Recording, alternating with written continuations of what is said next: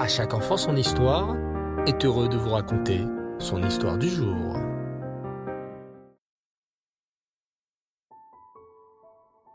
Bonsoir les enfants et Rev Tov, j'espère que vous allez bien et que vous passez de belles journées. Baou Hashem. Ce soir, nous continuons notre passionnant voyage à travers notre histoire juive. Une histoire riche en rebondissements et en héroïsme. Car oui, notre histoire juive, les enfants, nous montre comment se comporter et elle nous enseigne à prendre exemple sur tous les juifs à travers les générations qui ont respecté Torah et Mitzvot malgré les difficultés. Nous avons vu comment les juifs en Espagne ont continué à faire Torah et Mitzvot en cachette, en étant des maranes pendant la terrible période de l'Inquisition. Nous avons vu aussi comment les Juifs étaient prêts à mourir al-Kiddush Hashem durant les terribles croisades.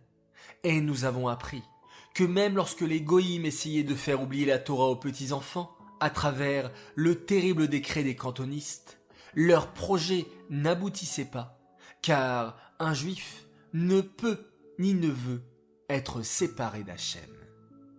En vérité, les enfants, les autres nations non juives ressentent que nous, les Juifs, avons quelque chose de spécial. Nous avons la Torah, et la Torah apporte la lumière dans le monde entier. À travers l'histoire, il y eut malheureusement beaucoup d'antisémites. Ce mot antisémite, tu l'as peut-être déjà entendu. Un antisémite, c'est quelqu'un qui n'aime pas les Juifs. Mais à travers l'histoire, les antisémites ont fait beaucoup de mal aux Juifs. Les antisémites inventaient des mensonges sur les Juifs. Tu te souviens par exemple du crime rituel. Beaucoup de goïms antisémites faisaient croire aux gens que les Juifs utilisaient du sang pour faire les matzot de Pessah. Bien sûr, ce n'étaient que des mensonges, mais beaucoup de gens croyaient ces mensonges sur les Juifs. Et ce soir, les enfants, j'aimerais vous parler justement d'un incroyable épisode survenu dans l'histoire juive. L'histoire que je vais vous raconter s'est passée en France. Cette histoire nous montre comment des antisémites ont accusé un juif alors qu'il était innocent. Mais cette histoire nous montre aussi qu'Hachem est plus fort que tous les antisémites et qu'il veille et protège le peuple juif de tous ceux qui lui veulent du mal. Cette histoire a un nom. Elle s'appelle l'affaire Dreyfus. Essayez d'aller voir vos parents en leur disant ces mots, affaire Dreyfus. Vous verrez leurs yeux s'écarquiller de surprise, car cette histoire de l'affaire Dreyfus est très connue chez les adultes, mais pas assez chez les enfants. C'est pour ça que je voudrais vous raconter ce soir l'histoire de l'affaire Dreyfus, pour que vous aussi les enfants connaissiez bien notre histoire juive.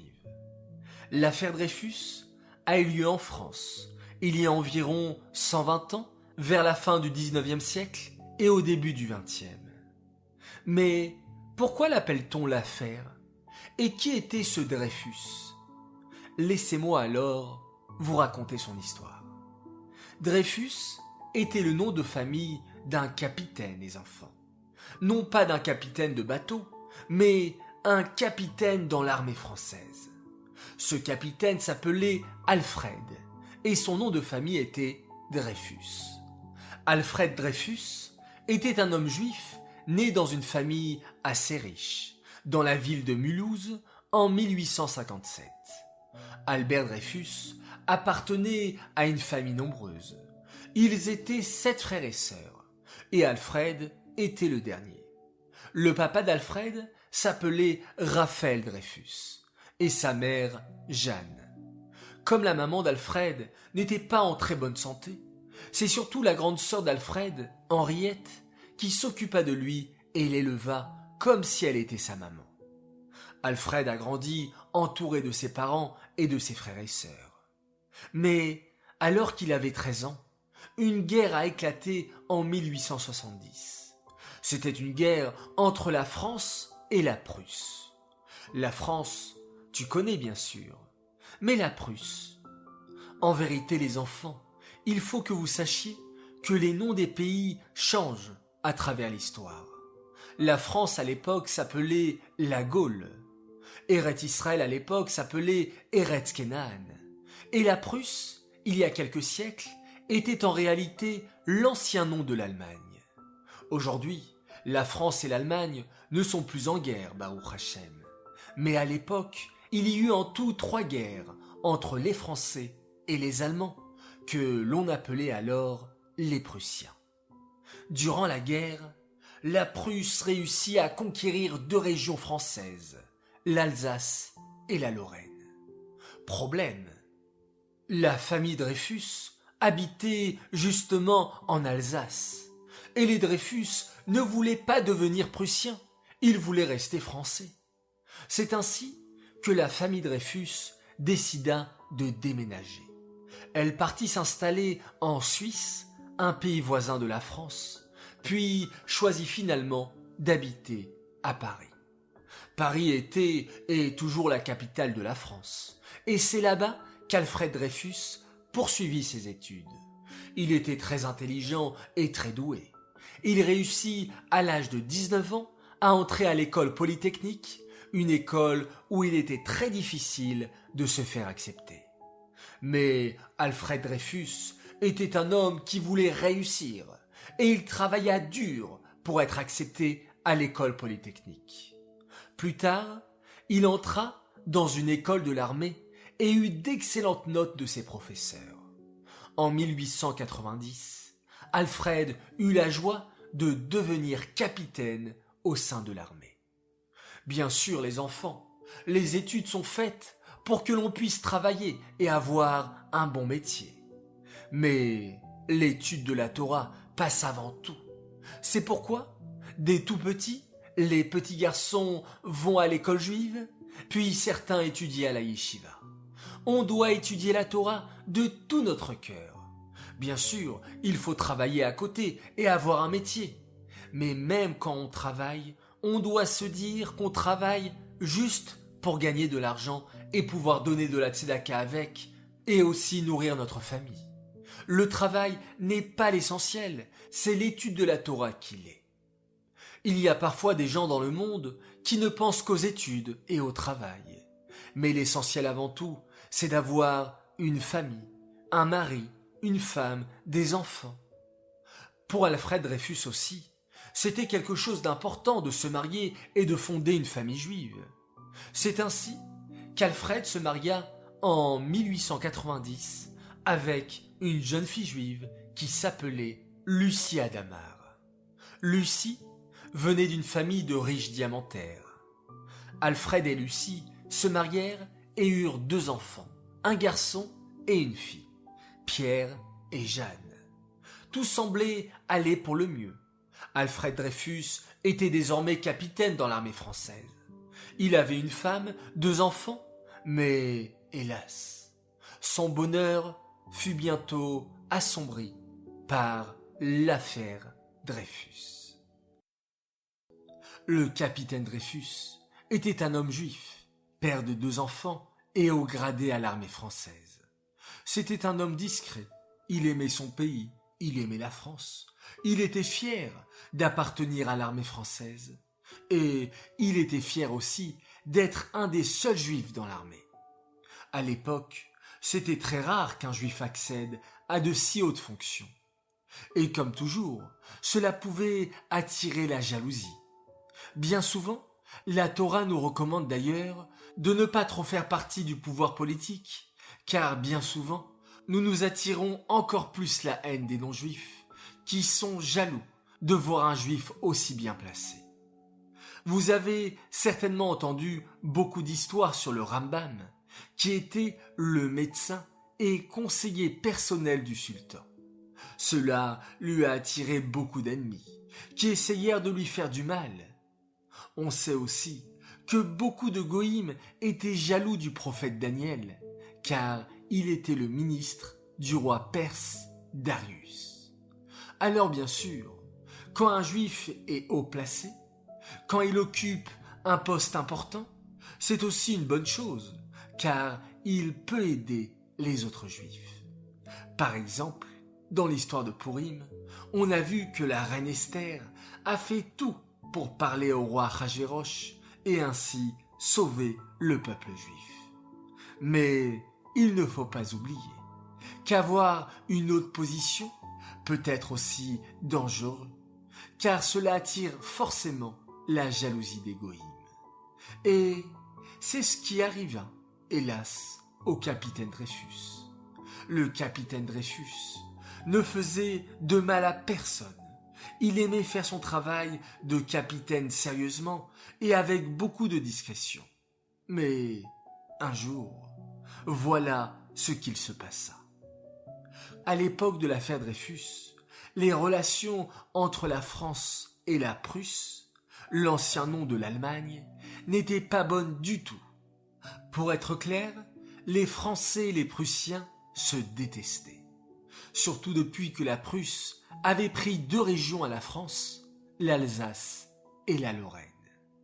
Les Français et les Prussiens ne s'aimaient donc pas du tout et chaque armée avait engagé des espions pour voir ce qu'il se passait chez l'un et l'autre. Ainsi, il y avait des espions français qui surveillaient les Prussiens en cachette pour voir s'ils n'étaient pas en train de préparer une guerre contre la France. Bien sûr, ces espions se devaient d'être discrets. C'est ainsi que l'armée française engagea une femme de ménage, Maryse Bastian.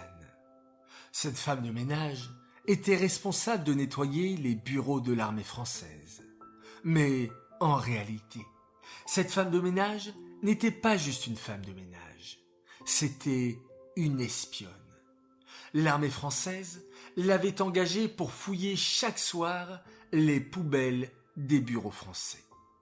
En effet, personne n'aurait jamais pu deviner que derrière une femme de ménage se cache en réalité une espionne. Et c'est ainsi que chaque soir, Maryse Bastian, tout en faisant son travail de femme de ménage, vidait les poubelles et vérifiait leur contenu.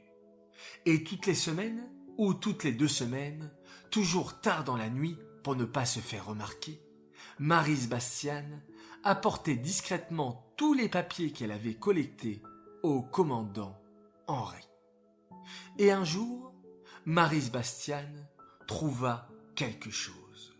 Une lettre écrite en français, déchirée en 6 morceaux. Comme si celui qui avait écrit la lettre ne voulait surtout pas qu'on la lise. Très intéressant. Maryse Bastian se saisit des 6 morceaux de papier et les recolla, comme pour un puzzle. Et c'est là qu'elle vit quelque chose d'incroyable. Sur cette lettre étaient écrites des informations confidentielles.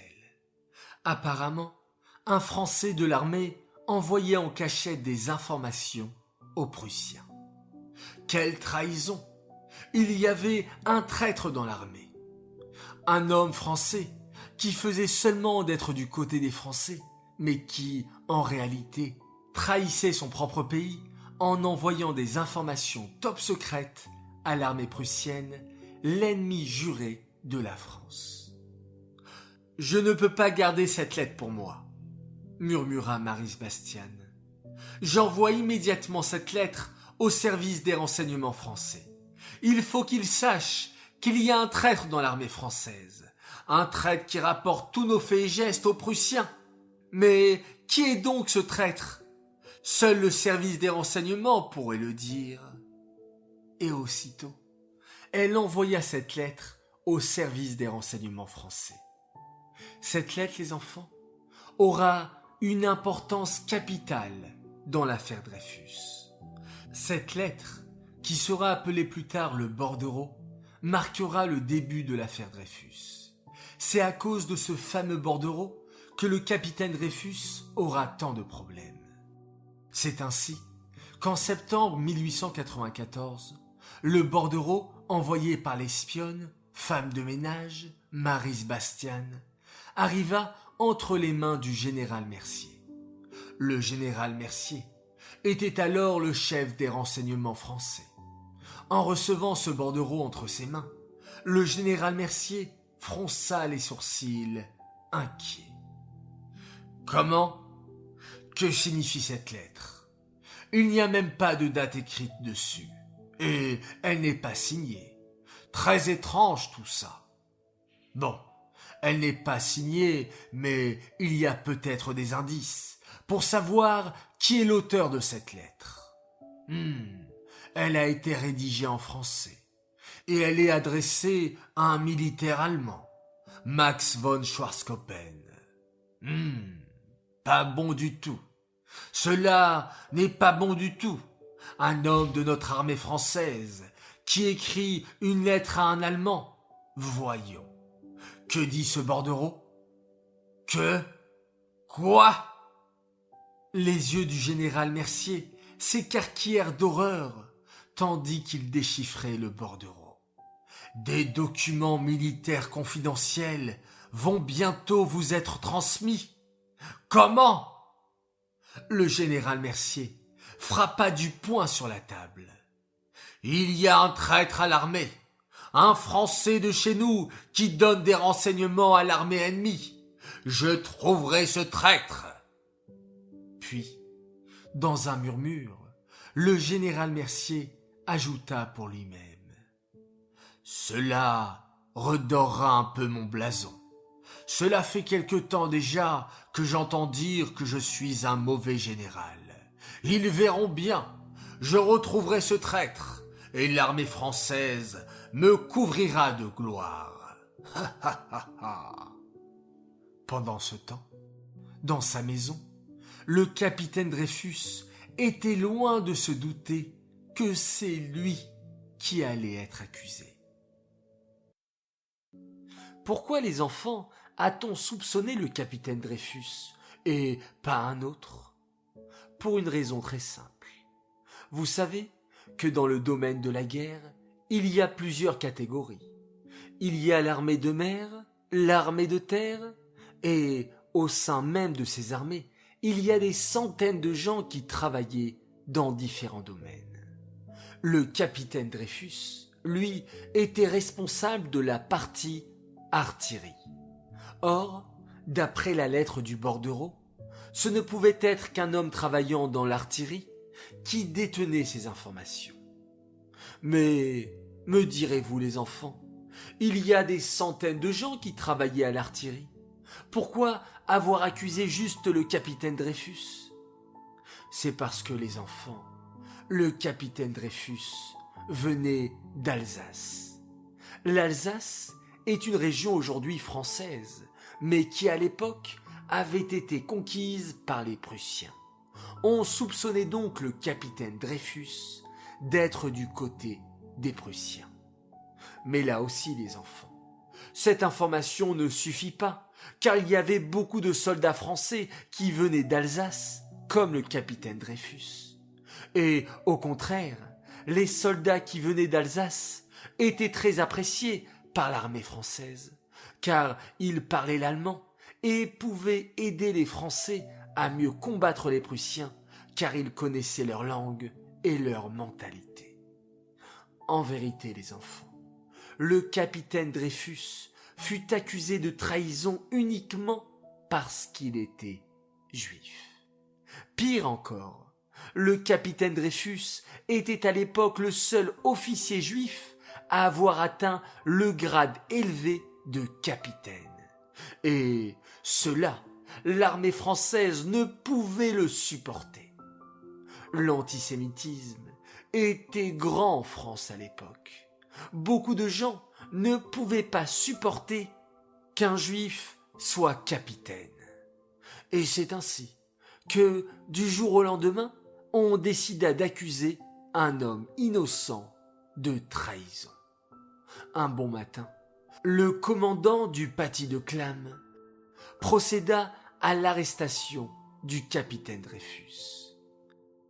Mais pour arrêter un homme, il faut bien des preuves.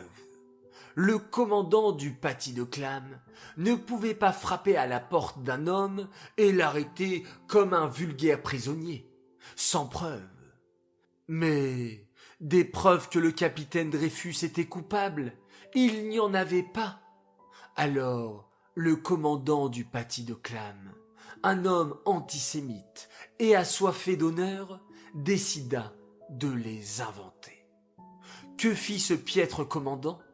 Il ordonna à ceux sous ses ordres: apportez-moi le bordereau, cette lettre qui nous montre qu'il y a un traître dans notre armée.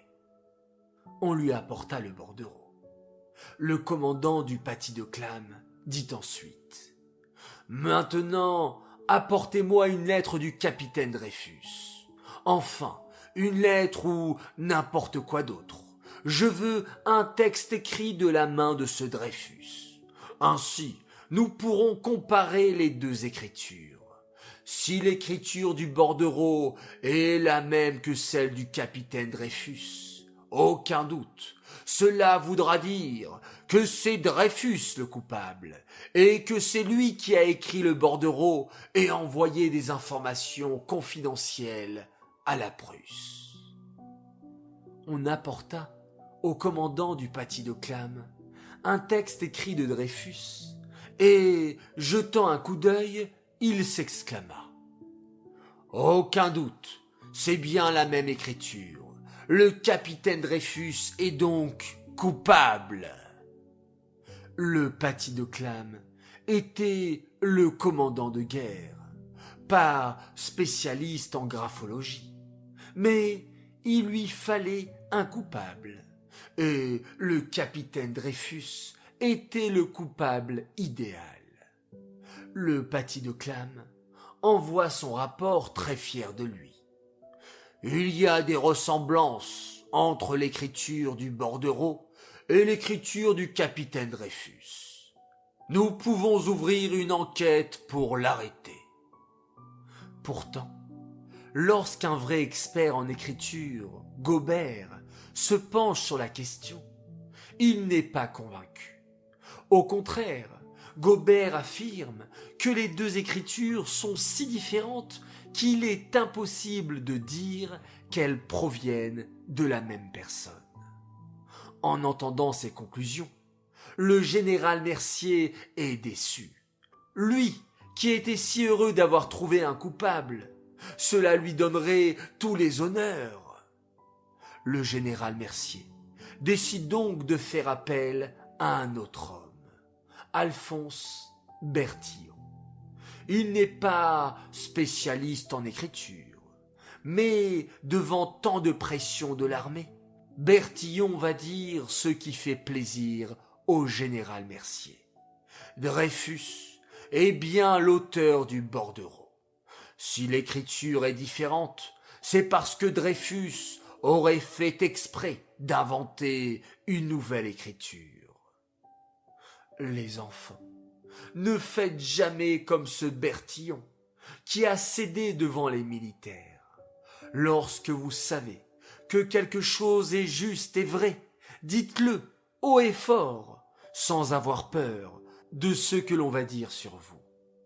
Avraham Avinu avait le monde entier devant lui, qui adorait les idoles, et pourtant il n'a pas hésité à dire à tous, son père y compris, et même le roi, que c'était Hachem, l'unique Dieu.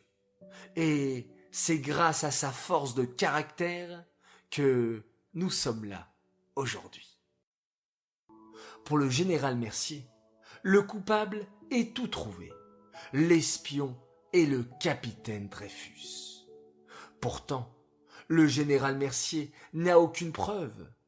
Qu'importe, il transmet l'affaire au commandant du paty de Clam, un homme malhonnête et sans scrupules. Le commandant du paty de Clam va tout faire pour prouver que l'écriture du bordereau est la même que celle du capitaine Dreyfus. Pourtant, les plus grands spécialistes en graphologie sont formels. Aucun rapport entre l'écriture du bordereau et l'écriture du capitaine Dreyfus. Mais le général Mercier et le commandant du paty de Clam sont des hommes têtus. Ils veulent un coupable et ils l'auront. Le capitaine Dreyfus est le coupable idéal à leurs yeux. Pourquoi ? Parce qu'il est juif, bien sûr. Pour le général Mercier, et le commandant du paty de Clam, c'est une raison suffisante pour arrêter un homme innocent. Le 13 octobre 1894, un événement terrible va venir bouleverser la vie d'Alfred Dreyfus et celle de sa famille. Le général Mercier a une idée redoutable, tendre un piège au capitaine Dreyfus. Comment va-t-il s'y prendre? Le général Mercier va agir de manière très rusée. Il convoque le capitaine Dreyfus en tenue bourgeoise. Qu'est-ce que cela signifie? Cela veut dire tout simplement que le général Mercier convoque le capitaine Dreyfus comme si de rien n'était. Le matin du 13 octobre, on frappe à la porte du capitaine Dreyfus. Le capitaine ouvre sans se douter de rien. « Capitaine, lui dit-on, le général Mercier vous convoque. » Étonné, le capitaine Dreyfus obéit comme il a toujours fait. C'est la règle à l'armée. On se doit de toujours obéir à son supérieur. Le matin du 15 octobre 1894, le capitaine Dreyfus arrive devant le général Mercier. Ce dernier lui dit le visage impassible. « Bonjour, capitaine. J'aimerais que vous écriviez une lettre. » Obéissant, le capitaine Dreyfus prend de quoi écrire. Le général Mercier se met alors à lui dicter les mêmes phrases que le bordereau. Le capitaine Dreyfus croit qu'il s'agit simplement d'une lettre à écrire. Mais, soudain, alors que le capitaine Dreyfus est en pleine rédaction, le général Mercier pousse un cri qui fait sursauter le capitaine. C'est ce que veut le général, prendre le capitaine par surprise et le faire avouer. « Ha ha! Montrez-moi votre écriture, ce que vous venez d'écrire. Sans aucun doute, oui, vous êtes un traître. Je vous ai fait écrire les mots exacts du bordereau que nous avons trouvé. » Le capitaine Dreyfus ne comprend pas. « Mais quel bordereau? De quoi parlez-vous ?»« Ne fais pas l'innocent !» gronde le général Mercier. « Nous avons trouvé ce bordereau dans une poubelle. Ce bordereau montre qu'il y a un traître au sein de l'armée française. Un traître qui donne des informations confidentielles à nos ennemis, les Prussiens. Et ce traître, c'est vous. » « Moi? Un traître? » Le capitaine Dreyfus a le souffle coupé. « Mais j'aime la France et je sers ma patrie comme si elle était ma mère. Je suis innocent. »« Inutile de nier !» hurle le général Mercier. « Nous allons prendre la lettre que vous venez d'écrire, sans aucun doute que l'écriture est la même que celle du bordereau. » Mais le capitaine Dreyfus maintient. « Je suis innocent, vous dis-je !» Le commandant du paty de Clam, qui a assisté à toute la scène, tente une autre méthode pour faire avouer à Dreyfus un crime qu'il n'a pas commis. « Capitaine, dit-il d'une voix faussement gentille, je comprends que ce soit dur d'avouer.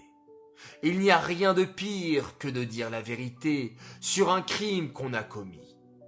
Tenez, prenez ce revolver et finissons-en. Vous mourrez la conscience tranquille. » Mais le capitaine repousse fermement le pistolet et prononce ces paroles. « Je suis innocent et je ne veux pas mourir. Je veux vivre afin d'établir mon innocence. » Le général Mercier et le commandant du paty de Clam se regardent. Il n'y a rien à tirer de cet homme. Il ne veut rien avouer. Pourtant, le commandant du paty de Clam, au lieu de laisser repartir le capitaine Dreyfus, fait quelque chose de terrible. Capitaine Dreyfus, vous êtes en état d'arrestation. Et quel crime ai-je donc commis pour aller en prison ? Demande le capitaine Dreyfus. Vous êtes accusé d'intelligence avec l'ennemi. Intelligence avec l'ennemi, les enfants. Cela signifie que le capitaine a trahi l'armée française et est devenu un complice des ennemis de la France, les Prussiens, ce qui est totalement faux. Et c'est ainsi que le capitaine Dreyfus est incarcéré à la prison du Cherche-Midi à Paris. Le même jour, le commandant du Paty de Clam envoie des soldats dans la maison du capitaine pour une perquisition. Il espère, en fouillant la maison du capitaine, trouver des preuves pour l'accuser. La femme du capitaine est une femme toute jeune. Elle n'a que 25 ans lorsque son mari, le capitaine Dreyfus, est arrêté. Cela fait seulement 4 ans que le capitaine et elle sont mariés. Lorsqu'elle voit le commandant du Paty de Clam entrer dans sa maison avec tous ses soldats, elle devient folle d'inquiétude. « Mais que se passe-t-il ? Où est mon mari Alfred ? Pourquoi a-t-il été arrêté ? Et pourquoi venez-vous fouiller dans notre maison ?» Mais, au lieu de la rassurer, le commandant du Paty de Clam lui interdit de raconter que son mari a été arrêté. La pauvre Lucie Dreyfus se retrouve seule avec son petit garçon de 3 ans et sa fille de 1 an. Seule, son mari en prison alors qu'il est innocent. Sa maison est mise sans dessus-dessous par les soldats du commandant du Paty de Clam. Et avant de partir, ce dernier lui assène ces mots terribles. « Un mot, un seul mot, madame, et c'est la guerre européenne. » Et il claque la porte, laissant la pauvre Lucie, l'épouse du capitaine, seule, sanglotant, tenant ses 2 enfants par la main. Que va-t-il arriver à son mari ? Que vont-ils lui faire ? Et comment va-t-elle vivre seule avec ses 2 enfants ? Pendant ce temps, le pauvre capitaine Dreyfus souffre lui aussi. Enfermé dans une prison, le Paty de Clam l'interroge jour et nuit en espérant lui faire avouer. Mais rien n'y fait. Le capitaine Dreyfus répète encore et encore, du jour comme de nuit, « Je suis innocent ». Va-t-on enfin le croire ? Alors qu'il souffre en prison, sa pauvre femme Lucie et ses 2 enfants, qui n'ont que 1 an et 3 ans, attendent désespérément le retour de leur mari et papa. Lucie Dreyfus est convaincue que son mari est innocent. « Il va revenir, c'est sûr, se dit-elle. Pendant ce temps, le commandant du Paty de Clam voit qu'il ne tirera rien du capitaine Dreyfus. « Il n'y a rien à faire. Je ne peux pas garder ce juif indéfiniment en prison. Je n'ai aucune preuve contre lui. Et la cour de justice ne le condamnera jamais sans preuve. Je suis obligé de le relâcher. » L'histoire aurait pu s'arrêter là. Dreyfus relâché, il aurait pu retrouver sa famille et couler des jours paisibles. Hélas, les journalistes vont s'intéresser à cette affaire et en faire une affaire d'État. À l'époque, les enfants, existait un journal appelé La Libre Parole. Ce journal, qui heureusement a disparu de nos jours, était un journal clairement antisémite. Hélas, beaucoup de gens en France lisaient ce journal. On sait, les enfants, que lorsqu'on lit un journal ou lorsqu'on regarde une vidéo, cela nous influence, même sans que l'on se rende compte. C'est pour cela qu'il y a tellement de publicité dans les journaux et dans les écrans, parce que les gens qui mettent ces publicités savent que l'on va être influencé par ce que l'on voit. C'est aussi pour cela que le rabbi de Lubavitch encourageait les enfants, depuis tout petit, à ne lire que des journaux kadosh, que des livres kadosh, et qu'à ne regarder que des vidéos kadosh. C'est très, très important. Car tout ce que l'on voit et tout ce que l'on entend influence notre neshama. Hélas, ce journal, La Libre Parole, diffusait dans toute la France le poison de l'antisémitisme. Tous les gens qui lisaient ce journal lisaient des horreurs sur les Juifs. Que les Juifs étaient des hommes méchants, cruels, qu'ils aimaient l'argent. Et les Français, en lisant ce journal, en arrivaient vraiment à détester les Juifs. L'histoire du capitaine Dreyfus aurait pu et aurait dû rester secrète. C'était une affaire qui ne concernait que l'armée française.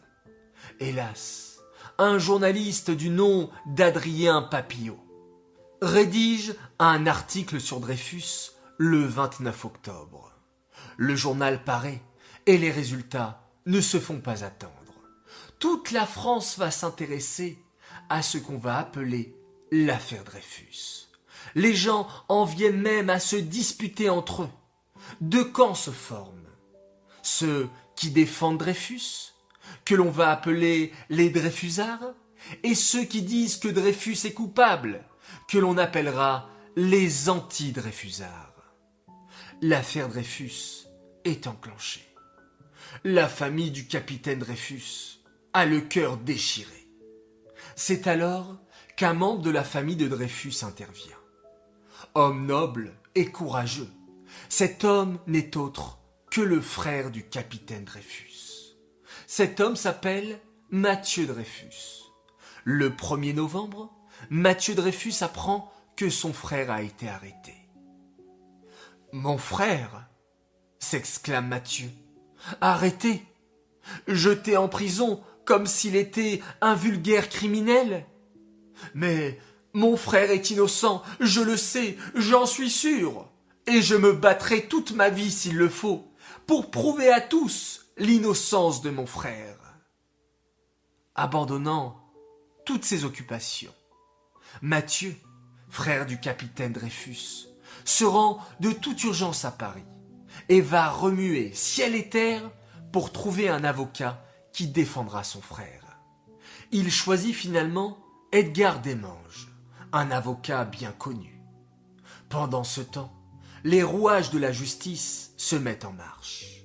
Le 3 novembre, le général Saussier autorise à ce qu'on mette en place une action contre le capitaine Dreyfus. Mais pour accuser un homme, il faut un rapport à charge, c'est-à-dire un texte dans lequel on écrit tout ce que l'on reproche au capitaine Dreyfus. Ce rapport à charge des enfants fut rédigé par le commandant d'Ormeshville. Et ce rapport à charge n'était qu'un tissu de mensonges. Dans son rapport pour accuser le capitaine Dreyfus, le commandant écrit des choses qu'il aurait entendues sur le capitaine Dreyfus.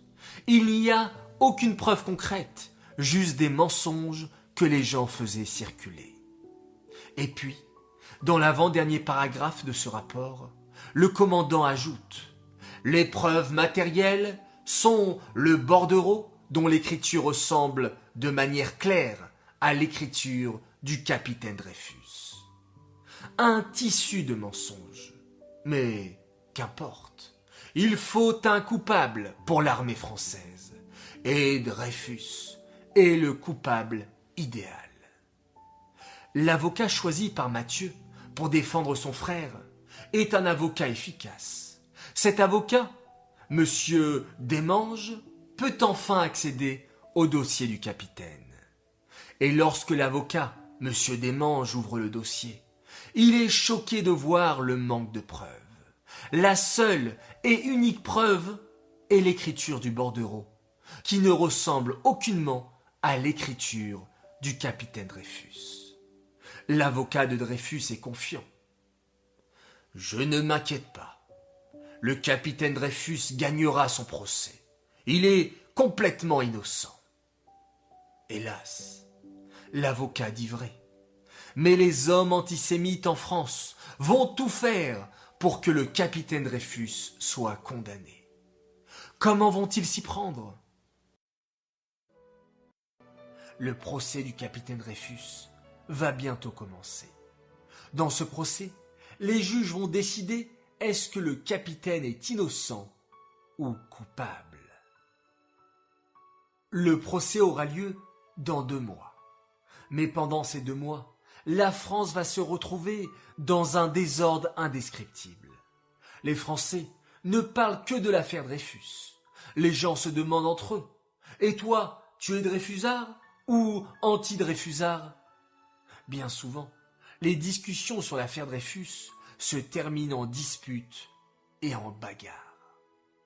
Il y avait même à l'époque un dessin de presse de Carandache, publié dans le Figaro le 14 février 1898, en page 3. On voyait, dans cette mini-bande dessinée, une famille attablée ensemble, le papa, la maman, les oncles, les tantes, les cousins et cousines, tous réunis pour un bon repas en famille. Le père de famille dit alors « Surtout, parlons pas de l'affaire Dreyfus, pour passer un bon repas. » Et dans la case d'après, que voyait-on? La table renversée par terre, plein de gens en train de se battre ou de se disputer. Et l'auteur de la bande dessinée de conclure « Ils en ont parlé ». Si les gens parlent tellement de l'affaire Dreyfus, c'est parce qu'ils lisent les journaux. Il faut que vous sachiez, les enfants, qu'à l'époque, il n'y avait ni télévision, ni radio, ni téléphone, ni Internet. Quand les gens voulaient être informés de ce qu'il se passait dans le monde, ils allaient dans un magasin qui s'appelle un kiosque et ils achetaient leur journal. Hélas, dans les rayons, on pouvait trouver toutes sortes de journaux. Des journaux qui s'efforçaient de dire la vérité. Et puis d'autres journaux. Des journaux affreux, antisémites, qui racontent des mensonges sur le capitaine Dreyfus. Des journaux comme La Libre Parole, que l'on a évoqué, mais aussi L'Autorité, Le Journal, Le Temps. Dans ces journaux, les rédacteurs s'en donnent à cœur joie pour écrire des choses mauvaises sur les Juifs. Pour dire aussi qu'on n'aurait jamais dû accepter des Juifs dans l'armée française. Les Français lisent ces journaux et très vite, dans toute la France se diffuse l'idée que Dreyfus est le coupable, alors que son procès n'a même pas encore eu lieu. Comment peut-on décréter un homme coupable alors qu'il n'a jamais été jugé? Mais c'est une manœuvre habile de la part de l'armée française. Elle espère ainsi influencer les juges qui jugeront l'affaire Dreyfus. Ainsi, le général Mercier, celui qui depuis le début voyait Dreyfus comme le coupable idéal, n'hésite pas à déclarer au journal Le Figaro que Dreyfus est bel et bien le coupable. Les juges, hélas, lisent également ces journaux et commencent quelque part à être eux aussi influencés et à penser que Dreyfus est bien un traître.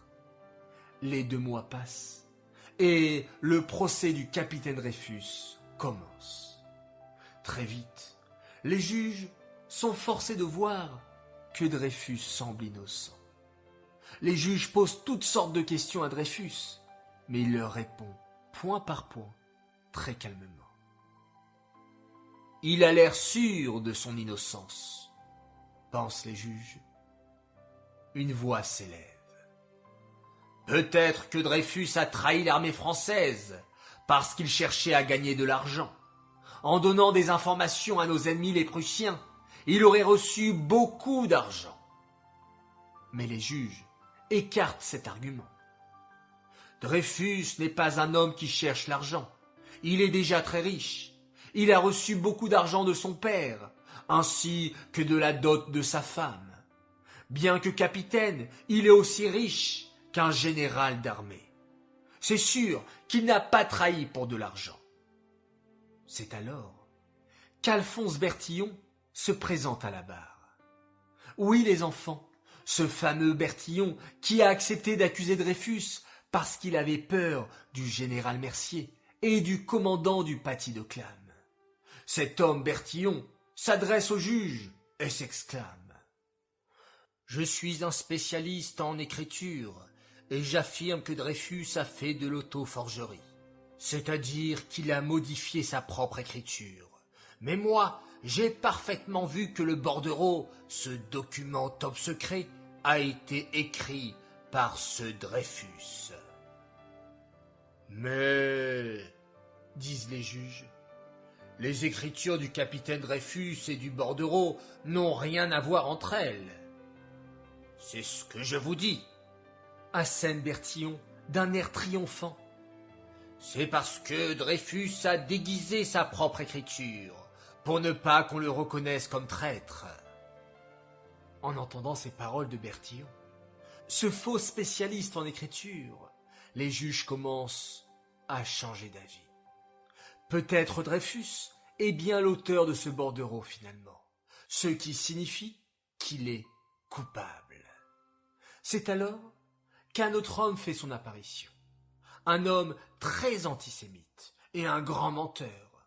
Cet homme s'appelle Hubert Joseph Henry.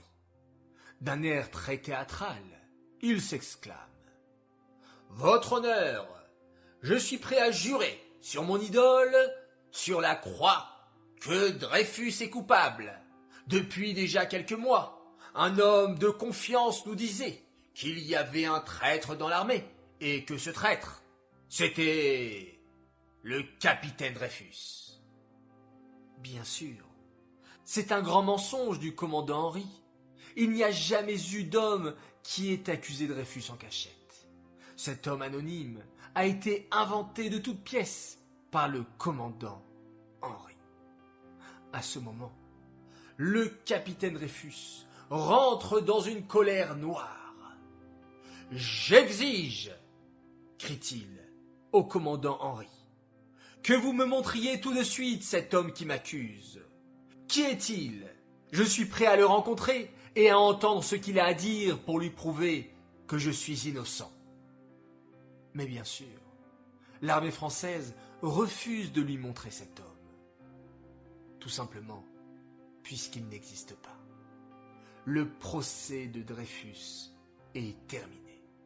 Les juges vont maintenant délibérer ensemble, c'est-à-dire qu'ils vont discuter entre eux pour savoir si Dreyfus est coupable ou innocent.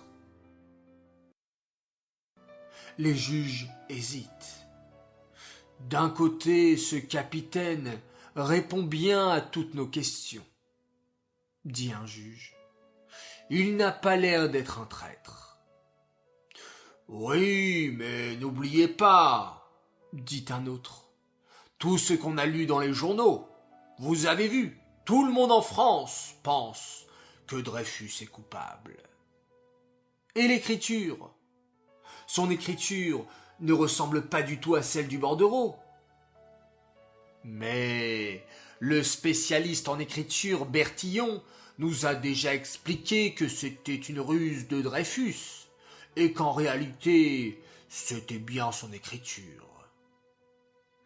Et puis, rappelez-vous, le commandant Henry qui a juré sur la croix que Dreyfus était bien le coupable. C'est alors que l'armée française va jouer sa dernière carte pour accuser Dreyfus. Quelque chose de terrible. L'armée française va réussir à intercepter la lettre d'un haut officier prussien, Max von Schwarzkoppen. Ce Max est un officier prussien, donc un ennemi de la France. Il ne connaît pas Dreyfus et ne l'a jamais rencontré. Mais l'armée française va faire croire au juge que cet officier prussien a écrit une lettre à Dreyfus. S'ils s'écrivent des lettres, c'est que Dreyfus est coupable d'intelligence avec l'ennemi. Il est coupable. Alors que, encore une fois, ni Dreyfus, ni cet officier allemand ne s'étaient écrits. C'est encore une fois l'armée française qui a tout inventé. L'armée française voulait condamner Dreyfus parce qu'il était juif, tout simplement. C'est ainsi que le 22 décembre 1894, après plusieurs heures de discussion entre les juges, ces derniers rendent finalement leur verdict. Les 7 juges déclarent à l'unanimité: Nous accusons le capitaine Dreyfus d'être coupable d'avoir collaboré avec l'ennemi prussien. Il sera condamné à une peine terrible. Le capitaine Dreyfus sera envoyé sur l'île du Diable, où il sera resté prisonnier jusqu'à la fin de sa vie. De plus, nous retirons le grade de capitaine au capitaine Dreyfus. Il est renvoyé de l'armée française. Dès que les Français apprennent la condamnation de Dreyfus, c'est la révolution. Les gens s'exclament partout: Bien fait pour Dreyfus, c'est un sale juif, les juifs sont tous des traîtres. Pendant ce temps, le pauvre capitaine Dreyfus est en prison. Il attend. Il a entendu quelle serait sa peine. Il a compris qu'il est accusé pour trahison, alors qu'il n'a rien fait. La tête sur les genoux, le capitaine Dreyfus se retient de pleurer. Que va-t-il devenir là-bas, à l'île du Diable? Reverra-t-il jamais sa femme Lucie et ses petits-enfants, qui ne sont encore que des bébés? Soudain, Dreyfus entend des coups à la porte. Il redresse la tête. Devant lui se tient le commandant du paty de Clam. Il s'approche de Dreyfus avec un mauvais sourire. « Alors, Dreyfus, la vérité a éclaté. Le tribunal vous a jugé coupable de trahison. Allez, je vous fais une dernière proposition que vous ne pourrez pas refuser. Écoutez-moi bien. Si vous avouez maintenant que vous êtes vraiment le coupable, je demanderai au juge de vous donner une punition moins sévère. » Dreyfus aurait pu céder. Mais il savait qu'il était innocent, et jamais il n'avait prononcé un mensonge. Il regarde le commandant du paty de Clam droit dans les yeux et lui murmure: « Jamais je n'avouerai quelque chose que je n'ai pas fait. Je répète, et je répéterai encore jusqu'à la fin de ma vie, même si tout le monde entier ne me croit pas. Je suis innocent, et je n'ai jamais trahi la France. » « Très bien, tant pis pour vous, » fulmine le commandant du paty de Clam. « Dans quelques jours, de toute façon, vous serez envoyé au bagne et vous mourrez bêtement là-bas. » Et le commandant sort en claquant la porte. Le 5 janvier 1895 est un jour terrible pour Dreyfus. Devant toute l'armée et devant de nombreux Français, le commandant Dreyfus est dégradé. Qu'est-ce que cela signifie, les enfants? Cela signifie que l'on va faire honte à Dreyfus devant toute la France. 4000 soldats formés en carré entourent le capitaine Dreyfus. Les tambours se mettent à rouler. 4 officiers amènent Dreyfus. C'est alors qu'un adjudant s'approche et devant les 4000 soldats ainsi que les 20 000 Français venus assister à la scène, il lui arrache ses galons d'or, ses médailles. Dreyfus, lui, ne pleure pas, ne s'incline pas. Au contraire, il reste droit et fier et s'exclame: « Soldats, on dégrade un innocent. Soldats, on déshonore un innocent. Vive la France, vive l'armée. » L'adjudant saisit alors l'épée de Dreyfus et la brise sur ses genoux. Désormais, Dreyfus n'est plus capitaine à l'armée, mais un bagnard, un vulgaire prisonnier. Où donc l'armée française va-t-elle envoyer le pauvre Dreyfus? Le 17 janvier, le capitaine Dreyfus est envoyé en prison sur une petite île qui s'appelle l'île de Ré. Pendant plus d'un mois, le capitaine Dreyfus est enfermé dans une petite pièce. Il n'a le droit de voir sa femme que 2 fois par semaine. Et il ne peut même pas être seul avec elle, partager un moment. Le capitaine Dreyfus doit se tenir à un coin d'une pièce. Sa pauvre femme Lucie à un autre coin de la pièce. Et un gardien de prison au milieu. C'est terrible. Mais au moins, le capitaine Dreyfus peut voir sa femme qui l'encourage et lui donne des forces. Hélas, l'armée française va envoyer le capitaine Dreyfus dans un endroit encore pire que le premier. En effet, l'armée française a peur que le capitaine Dreyfus ne s'évade. Le méchant général Mercier, encore lui, suggère alors: ne laissons pas le capitaine à l'île de Ré. Il est très facile de s'échapper de cette île. Lucien Châtelain, un certain adjudant, a déjà failli réussir à s'enfuir de cette île. Non, moi je dis qu'il faut envoyer le capitaine Dreyfus encore plus loin. Et où voudriez-vous l'envoyer? Demandent ses collaborateurs. Ha ha ha ha, ricane le général Mercier. À l'île du diable, envoyons le capitaine Dreyfus à l'île du diable en Guyane. Et c'est ainsi que le 21 février, on conduit le capitaine Dreyfus sur un vaisseau spécial qui va le conduire sur l'île du diable, cette île bien connue en Guyane. Les voyages en bateau sont très longs à l'époque. Alors qu'il embarque le 21 février, le capitaine Dreyfus n'arrivera à l'île du diable que le 14 avril. L'île du diable, les enfants, est un endroit terrible. Imaginez, le capitaine Dreyfus se retrouve seul, sans famille, sans amis à ses côtés. Il se trouve sur une île, dans une minuscule maison de 4 mètres carrés. Il ne peut jamais sortir, et en dehors, les gardiens le surveillent d'un air menaçant. Comme il se trouve en Guyane, les températures là-bas sont très chaudes, 45 degrés. Le pauvre capitaine Dreyfus est très mal bourri. Ses gardiens lui donnent très peu de nourriture, et bien souvent, il s'agit de nourriture pourrie ou avariée. Le capitaine Dreyfus tombe alors malade. Son corps tremble de froid. Il est secoué par la fièvre, mais ne reçoit aucun soin, aucun médicament. Plus tard, le 6 septembre 1896, les conditions de détention d'Alfred Dreyfus deviennent encore plus dures.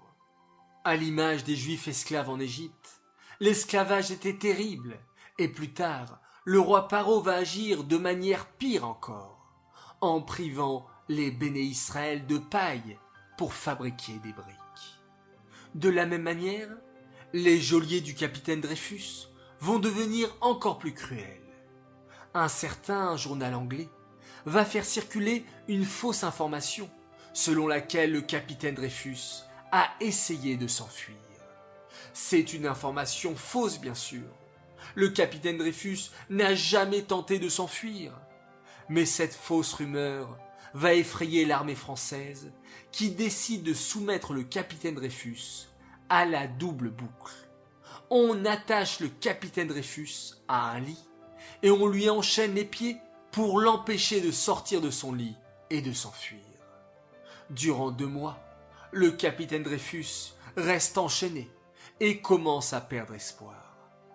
Il n'y a qu'une seule chose qui lui donne un peu de force, les lettres qu'il reçoit de sa femme Lucie. Ces lettres précieuses, qui ont été conservées par les descendants de Dreyfus, montrent l'amour merveilleux qui existait entre le capitaine Dreyfus et sa femme Lucie. Dans toutes ces lettres, Lucie encourage son mari, lui dit de ne pas perdre espoir et qu'elle se battra tous les jours de sa vie pour le faire libérer. Le capitaine Dreyfus témoignera plus tard que c'est grâce aux lettres de sa femme qu'il a réussi à rester sain d'esprit. N'oublions jamais, les enfants, combien des paroles d'encouragement, un sourire à un ami, à un frère, à une sœur que l'on croise, peuvent les faire revivre. Et effectivement, en France, la famille du capitaine Dreyfus va tout faire pour le faire libérer. Mais pour faire libérer le capitaine Dreyfus, il faut montrer à la justice qu'il n'a rien fait, qu'il est innocent. Et il faut donc trouver le coupable. Qui est ce traître qui a écrit ce fameux bordereau aux Prussiens? Le frère du capitaine s'appelle Mathieu. Mathieu est sûr d'une chose. Mon frère est innocent. Je passerai tout mon temps, mon énergie, mon argent et même toute ma vie s'il le faut pour faire libérer mon frère et montrer à tous qui est le vrai coupable. C'est ainsi que Mathieu Dreyfus va tout faire pour que s'accomplisse la révision du procès. Que signifie une révision du procès, les enfants? Cela veut dire que les juges se sont trompés lors du procès et qu'il faut donc faire un nouveau procès pour montrer qui est innocent et qui est le véritable coupable. Mathieu Dreyfus, au début, se sent très seul. Il y a très peu de gens pour l'aider à prouver que son frère est innocent. Tous les gens se disent « Oh, ça y est, passons à autre chose maintenant. Le capitaine Dreyfus est prisonnier sur l'île du diable. C'est qu'il devait être coupable. Pourquoi ressortir d'anciens dossiers ?» Mais Mathieu Dreyfus ne va pas abandonner son frère. Waouh, les enfants! Vous voyez, un tel Ahavat Israël, nous aussi entre frères, nous devons être soudés et s'aider, s'encourager. Oui, nous sommes des frères. Alors, même si au début personne ne l'encourageait, il va remuer ciel et terre pour faire libérer son frère et montrer qu'il est innocent. C'est difficile. Tout le monde le pointe du doigt. Tout le monde dit en le voyant: « Regardez, c'est le frère du traître Dreyfus. » Comme le dit lui-même Mathieu Dreyfus, « Après la dégradation de mon frère, le vide se fit autour de nous. Il nous semblait que nous n'étions pas des êtres comme les autres, que nous étions comme retranchés du monde des vivants. Mais, à force de se battre, Mathieu va petit à petit réussir à convaincre plusieurs hommes. Parmi eux, le journaliste Bernard Lazare publie un article qui montre que le procès de Dreyfus a été mal fait. Petit à petit, d'autres hommes se mettent à parler dans les journaux et disent qu'il faudrait refaire le procès de Dreyfus, qu'il y a peut-être, et même sûrement, une erreur judiciaire. À l'époque, ces articles de journaux sont très mal pris. Beaucoup de gens en France sont antisémites et anti-dreyfusards. Ils disent que Dreyfus est coupable. Mais les dreyfusards, ceux qui sont du côté du capitaine Dreyfus, sont sûrs que Dreyfus est innocent et que le procès doit être révisé. De leur côté, les responsables de l'armée française sont inquiets. Ils se réunissent pour parler de cette affaire. « Avez-vous remarqué, le frère de Dreyfus, ce Mathieu n'arrête pas de remuer ciel et terre pour que l'on révise le procès. » « Mais ce serait une catastrophe. Il ne faut pas réviser le procès. Si l'on refait le procès, les juges verront que nous avons accusé Dreyfus sans aucune preuve et qu'il est en réalité innocent. »« Mais que faire alors ?» dit un autre. « Les gens commencent à se poser des questions. Les Dreyfusards se font de plus en plus nombreux. Et il y a même ce journaliste Lazare qui a fait paraître un article dans un journal en disant que Dreyfus est innocent. »« Je ne vois qu'une solution, » s'exclame le commandant Henri en frappant du poing sur la table. « Nous allons inventer de nouvelles preuves, Des fausses, bien sûr. Ainsi, si les juges décident finalement de réviser le procès, nous pourrons montrer qu'il y avait d'autres preuves dans le dossier de Dreyfus. Et c'est ainsi que le commandant Henri, accompagné des terribles généraux, Boisdeffre et Gons, vont inventer de nouvelles preuves pour faire croire à tous que Dreyfus est bien un traître. Ces Rechaïm s'empressent d'inventer de fausses preuves. C'est comme à chaque époque, les enfants. Nombreux sont nos ennemis qui font des plans pour nous faire du mal. C'est exactement ce que le général Henri et toute son équipe font pour que Dreyfus reste prisonnier sur l'île du Bagne. Mais Hachem, les enfants, déjoue les plans des méchants. Les Rechaïm comme Paro en Égypte, Aman à Pourim, Antiochus à Hanouka, avaient fait des plans terribles pour faire du mal aux Juifs. Et Hachem a déjoué leurs plans. Dans l'histoire du capitaine Dreyfus, Hachem va enchaîner les événements pour que le vrai coupable soit découvert. Voici comment. Le colonel de l'armée, le colonel Sander, est tombé malade. Une armée ne peut bien sûr pas rester sans colonel. C'est ainsi qu'on le remplaça par le lieutenant-colonel Georges Picard. Dès qu'il devient colonel, Picard s'impose à tous avec autorité. Maintenant que je suis le colonel, je veux que toutes les lettres suspectes me soient adressées directement. Je suis le chef du service des renseignements. Dès qu'une lettre étrange est interceptée, j'exige qu'on me la porte immédiatement sur mon bureau sans délai. Est-ce bien clair ? Oui, colonel, répondent les soldats. Quelque temps plus tard, très exactement en mars 1896, on amène un drôle de document au colonel Picard. Une lettre appelée le Petit Bleu. Tiens, murmure le colonel Picard en mettant ses lunettes. Examinons ce Petit Bleu de plus près. Mais non, non, c'est impossible, s'écrie le colonel Picard d'une voix étrange. Ce Petit Bleu, cette écriture, je la reconnais.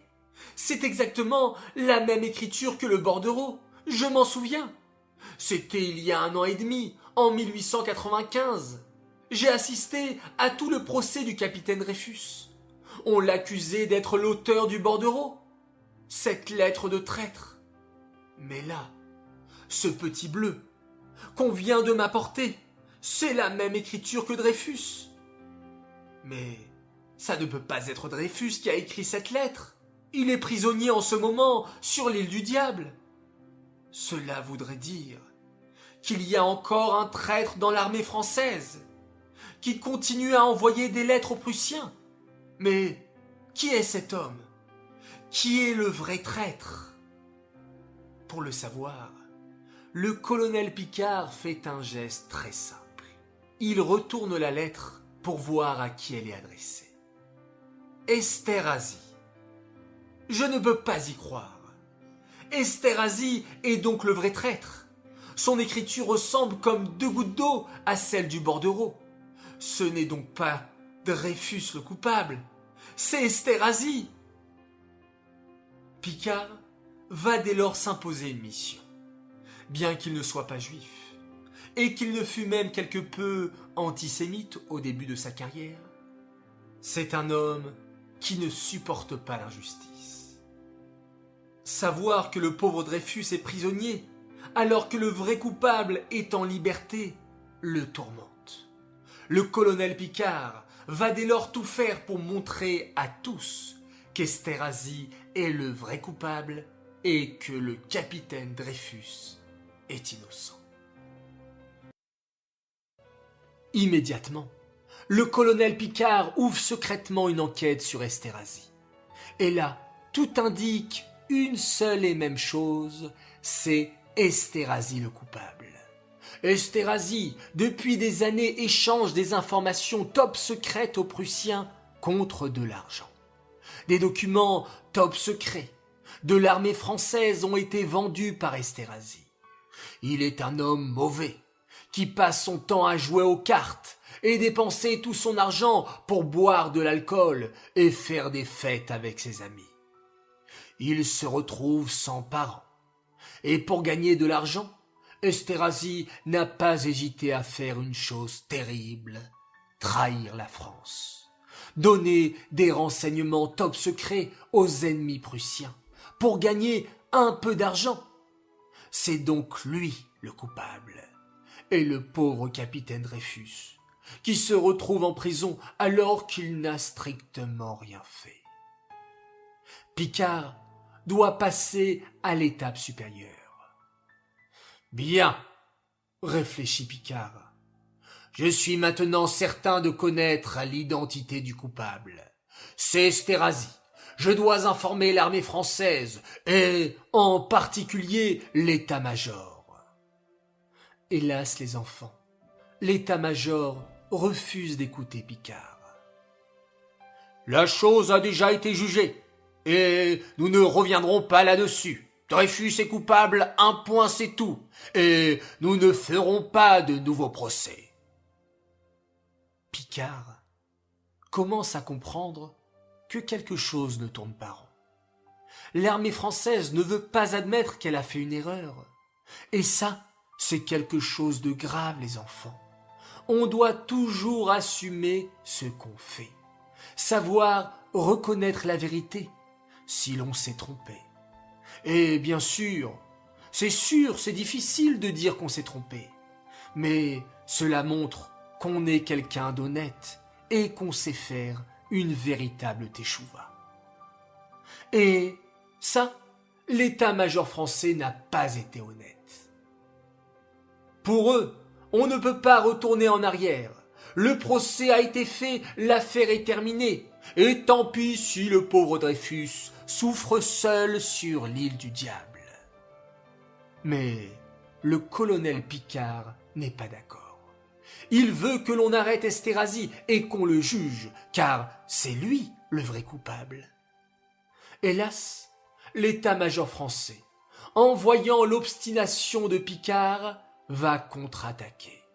« Mais il est insupportable, ce Picard !» disent les méchants de l'armée française. Ceux-là même qui ont accusé Dreyfus alors qu'il n'a rien fait.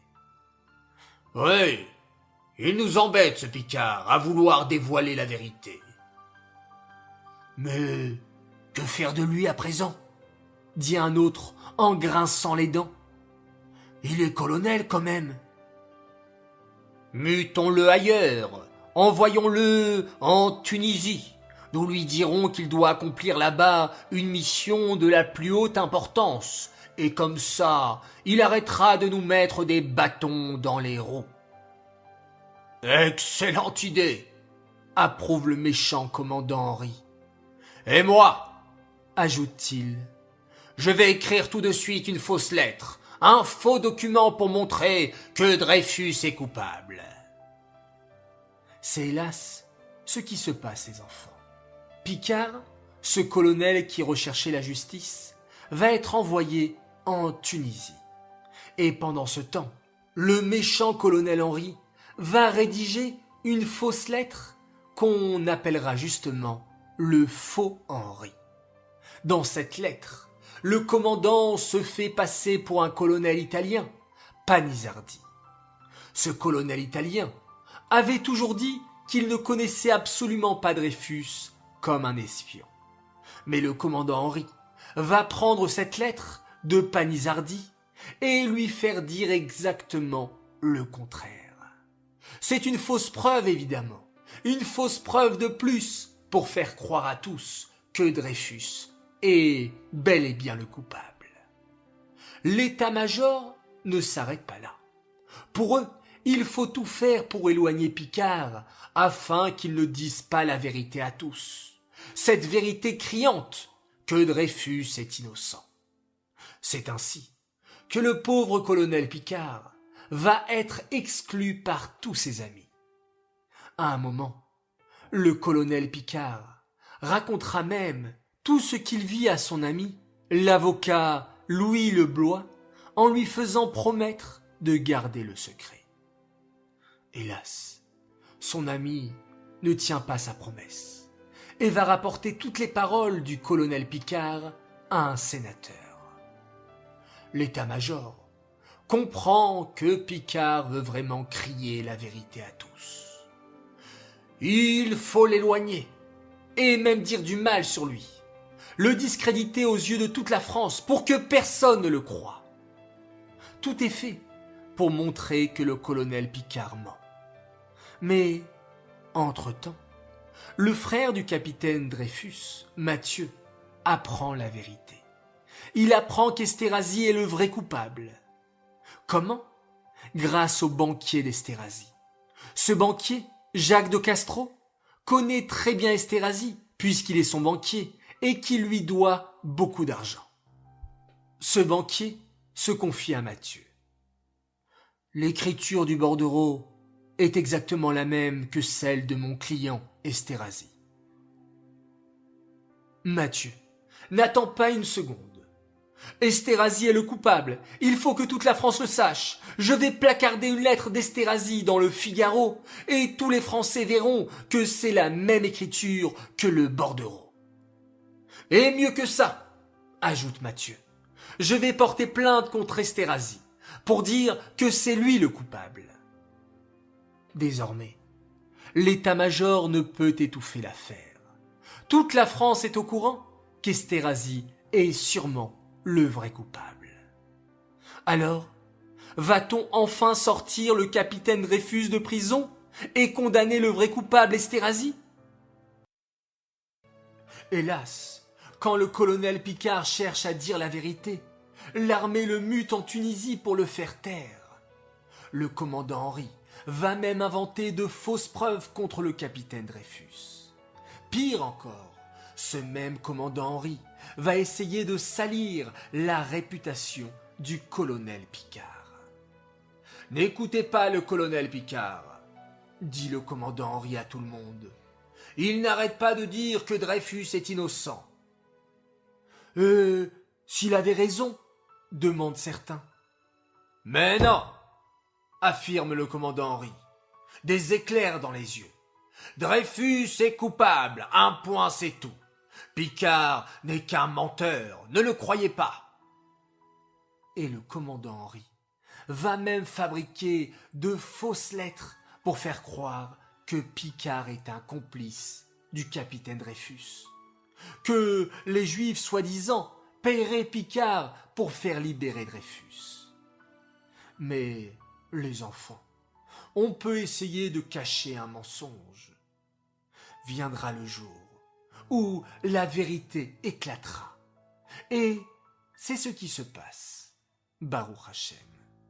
Mathieu, le frère de Dreyfus, continue inlassablement ses recherches pour prouver que son frère est innocent.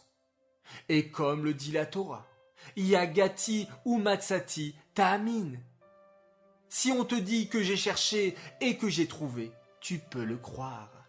Mathieu Dreyfus a interrogé des dizaines de personnes et finalement, la vérité éclate. C'est Esterhazy le vrai coupable. C'est lui l'auteur du fameux bordereau. C'est lui qui transmet des informations top secrètes aux Prussiens en échange d'argent. En France, le scandale menace d'éclater. Mathieu Dreyfus a déjà déposé plainte contre Esterhazy, le vrai coupable, auprès du ministre de guerre. De son côté, Esterhazy, qui comprend qu'il a été démasqué, n'arrête pas d'envoyer des lettres au président de la République.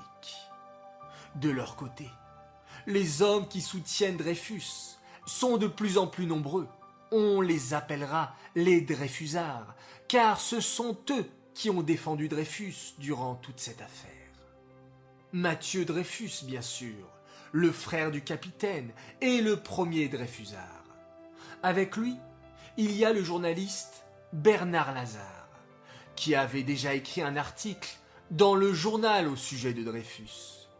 Il y a aussi le journaliste et homme politique Joseph Reinach et l'écrivain Scheurer Kessner. Les écrivains, les enfants, ont un grand pouvoir. Ce qu'ils écrivent est lu par beaucoup de monde, surtout à l'époque où la télévision et la radio n'existaient pas. Les gens lisent énormément les journaux et tout le monde se passionne pour l'affaire Dreyfus. C'est pourquoi les Dreyfusards écrivent beaucoup d'articles dans les journaux pour prendre la défense de Dreyfus et convaincre les gens qu'il est innocent. Hélas, certains journaux refuseront de faire paraître ces articles, car ils ont peur que leurs lecteurs, dont beaucoup sont antisémites, se désabonnent. Pourtant, les écrivains s'efforcent de frapper à toutes les portes pour faire paraître leurs articles. Il faut faire une révision du procès, affirment ainsi Octave Mirabeau, Anatole France et le célèbre Émile Zola. Tous ces noms, les enfants, vous disent sûrement quelque chose, car ce sont souvent des noms de rues ou d'avenues. Mais justement, on a donné ces noms de personnages célèbres à des rues pour ne jamais oublier que ces hommes extraordinaires ont agi courageusement pour défendre l'innocence de Dreyfus. Et c'est ainsi que, faute de choix, la justice est obligée de lancer une enquête sur Esterhazy. On envoie le général de Pellieux pour enquêter sur Dreyfus. Mais quand le général de Pellieux se met à enquêter sur le vrai coupable, Esterhazy, l'état-major lui ment. « Mais non, lui dit-on, vous faites fausse route. C'est Picard le vrai coupable. Il n'arrête pas d'accuser Esterhazy. Mais en fait, c'est Picard lui-même le vrai coupable. » « Ah ?» répond le général de Pellieux.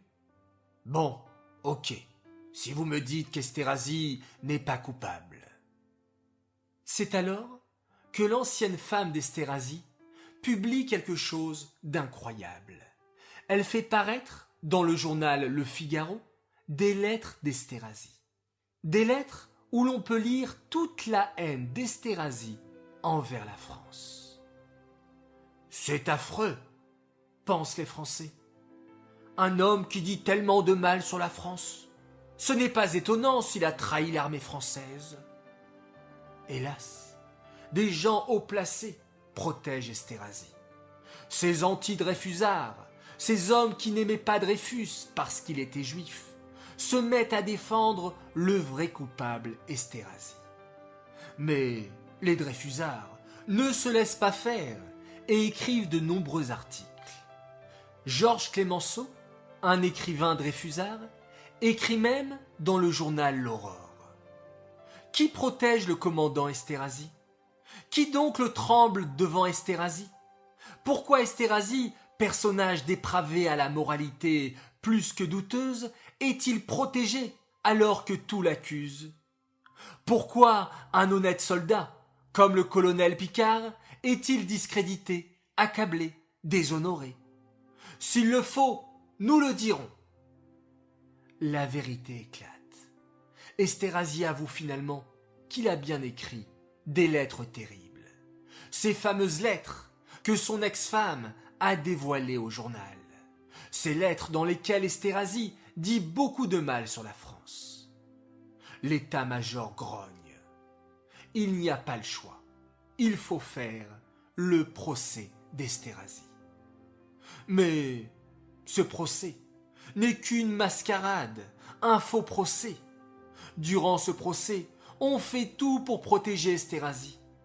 Au bout de 3 minutes, on applaudit Esterhazy et on le déclare innocent devant une foule de 1500 personnes qui l'attendent à l'extérieur.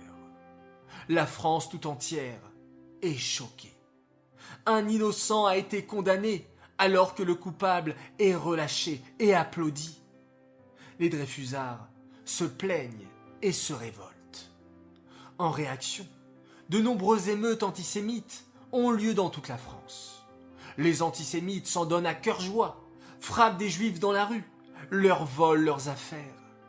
La France sombre dans le chaos. Les antisémites ne veulent pas que la vérité éclate. À la place, l'état-major décide d'arrêter le colonel Picard. Le colonel Picard, qui s'est pourtant battu pour la vérité, lui qui a réussi à trouver le vrai coupable et emprisonné au fort du Mont Valérien. Et pendant ce temps, on envoie le vrai coupable Esterhazy en Angleterre, où il coulera des jours heureux jusqu'à la fin de sa vie. Oui, les enfants, c'est injuste, mais c'est pour ça qu'Hachem nous a mis dans ce monde, pour réparer l'injustice. Quand on est face à quelque chose d'injuste, on ne doit pas rester et regarder sans rien faire, ou dire que cela ne nous regarde pas. On doit agir dans la mesure du possible. Et Hachem nous aide quand il voit qu'on se bat pour le tzedek, pour la justice. Cette injustice est telle qu'un écrivain très célèbre va alors se lever pour prendre la parole et défendre le capitaine Dreyfus. De tous ceux qui ont participé à la libération de Dreyfus, celui-ci est le plus célèbre. Son nom, vous l'avez déjà peut-être vu à la bibliothèque, car il a écrit de nombreux livres. Vous avez certainement entendu son nom, car il a été donné à beaucoup de rues et d'avenues dans toute la France. Cet écrivain célèbre et courageux, c'est Émile Zola. À cette époque, Émile Zola est un écrivain au sommet de sa gloire. Il a écrit une collection de livres, encore célèbre aujourd'hui, qui est étudiée dans tous les collèges et lycées de France. La série des Rougon-Macquart.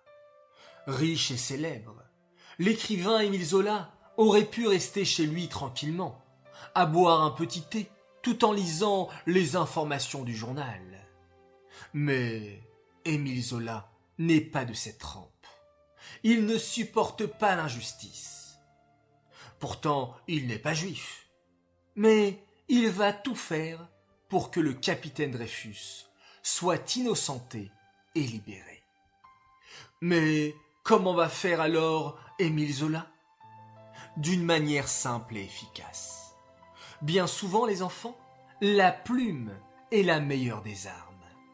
Avec une plume à l'époque, un stylo ou un clavier aujourd'hui, on peut écrire des lettres ou des articles qui vont être lus dans le monde entier et toucher des milliers de lecteurs. Et c'est exactement ce qu'Émile Zola va faire. Il va utiliser sa plume et son excellente connaissance de la langue française, non pas pour écrire un livre cette fois, mais pour défendre un innocent. Dès qu'Émile Zola apprend que suite au procès, le vrai coupable Esterhazy a été innocenté, son sang ne fait qu'un tour. Le 13 janvier 1898, Émile Zola fait paraître un article dans l'un des magazines les plus lus en France à l'époque, l'Aurore. Mais Émile Zola ne va pas juste se contenter d'écrire quelques lignes. Il va écrire une page complète. À la une du journal, c'est-à-dire en première page, un très long texte de 4500 mots. Et cet article, Émile Zola va lui donner un titre resté très célèbre jusqu'à ce jour. J'accuse. Ce texte, les enfants, est un texte incroyable. Dans cet article J'accuse, Émile Zola n'a pas peur. Il écrit directement au président de la République de France de l'époque, Félix Faure. Et cet article est très clair. Émile Zola fait un résumé complet de toute l'affaire Dreyfus et accuse tous ceux qui ont comploté contre le capitaine Dreyfus et qui l'ont mis en prison juste parce qu'il était juif. À l'époque, les enfants, on n'osait pas attaquer directement l'armée, mais Émile Zola l'a fait. Il accuse le ministre de guerre d'avoir été injuste. Il accuse l'état-major. Il désigne clairement Esterhazy comme le vrai coupable. Cet article, les enfants, a l'effet d'une bombe. D'habitude, Le magazine Aurore était imprimé à 30 000 copies. Mais pour cet article j'accuse, l'Aurore imprime 300 000 copies qui partent en quelques heures. Dans toutes les rues de France, tout le monde ne parle que de l'affaire. Les gens s'intéressent à l'affaire parce que le célèbre écrivain Émile Zola s'en mêle. Et Émile Zola sait que son article aura de l'effet. Pire encore les enfants, Émile Zola fait exprès de faire beaucoup de bruit autour de l'affaire. Alors que l'état-major cherche à tout faire pour que les Français oublient Dreyfus et qu'il reste finir ses jours en prison, Émile Zola, lui, frappe un grand coup et fait exprès de faire paraître cet énorme article. Il veut attirer l'attention des Français.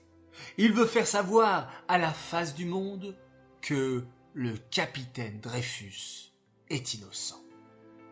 Mais en faisant cela, Émile Zola court un grave danger. Les anti-Dreyfusards sont nombreux.